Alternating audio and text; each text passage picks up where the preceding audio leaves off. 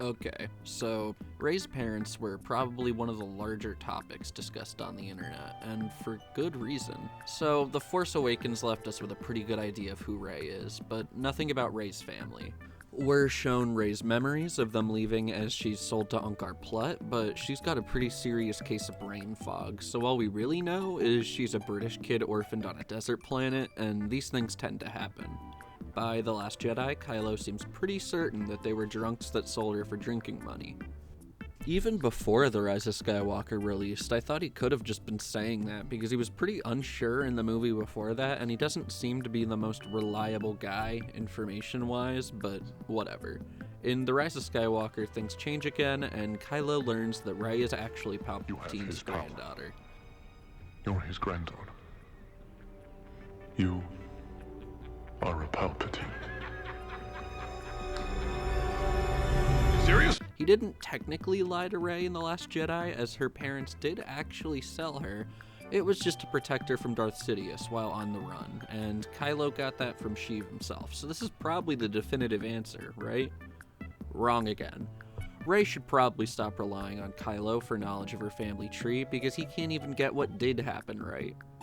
Per the 2022 novel Shadows of the Sith, we actually get the story of Rey's parents Dathan and Miramir escaping the clutches of Palpatine on Exegol and being hunted throughout the galaxy, ending with the two having to pay Unkar Plutt to hide her, with Unkar warning that if they aren't back by the end of the season, he'll put her to work.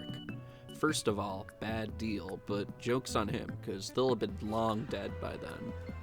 But basically, unless Alan Dean Foster got it right and she's secretly a robot, this is the definitive answer to Rey's lineage. It's in the real world where it's far messier. At the beginning, there was toying with like an Obi-Wan connection, and then it really went, there were like different versions, and then it really went to that she was no one.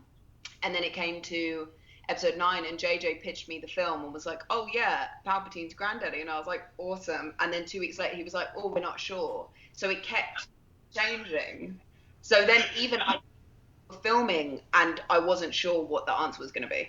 So the answer they were building to did actually change movie to movie, sometimes multiple times in one movie, and we still landed on what feels like the worst option. But this isn't the only interview Daisy Ridley's given that points to where their heads were at the time. As of December 2016, Ridley was on record saying, "I thought a lot was answered in The Force Awakens. Then after the screening, I went for a drink with my agent, and we were chatting away and I realized that, in their minds, it's not answered at all." Based on the rest of the blurb, it seemed that she had read the script for The Last Jedi and knew that Rey's desire for her parents to return was just the wishful thinking from the daughter of a couple nobodies, and that whole Obi-Wan angle was just an old idea JJ had that would never turn out. In 2023, Ridley would again affirm that JJ was the one who was like, she is from no one. So it wasn't just The Last Jedi where that was the message. Either way, this question is a good example of the sequels playing director telephone. Even when they were seemingly on the same page, things didn't always line up. When seeking a satisfying answer to the question of her parents, Ryan looked back to Luke in Empire. In the first trilogy, the hardest thing Luke could be told in that moment was that Vader was his father. It turns everything on its head for Luke. It takes away all the easy answers and makes him face the hardest thing.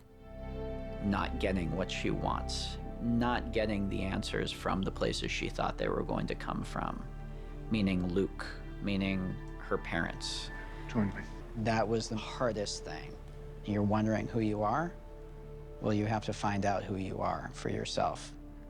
Writers of The Rise of Skywalker, J.J. Abrams and Chris Terrio, would agree with this sentiment, albeit with a bit of a caveat, as Terrio would say that she does come from junk traders. We didn't contradict that, but when JJ and I spoke, he said, well, what's an even worse answer or elaboration of that news? Abrams spoke on that separately, saying that though I completely understand your nobody is a devastating thing, to me the more painful, the more shocking thing was the idea that you're from the worst possible place. And is that thing that you feel that you know is part of you, somehow that you're haunted by, is that your destiny?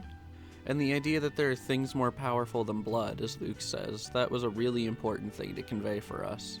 And like, okay, I get what they're going for by making her a Palpatine, and the themes are there, and it'll probably set into the collective cultural conscious like Luke and Leia being twins did in the 80s and midichlorians existing did in the 2000s, but I still don't like it, and I probably never will. Being Hitler's granddaughter might not sit right with her, but it does affirm what she wanted more than anything else. That she had parents who loved her, that there was a good reason for her abandonment, and now she has that.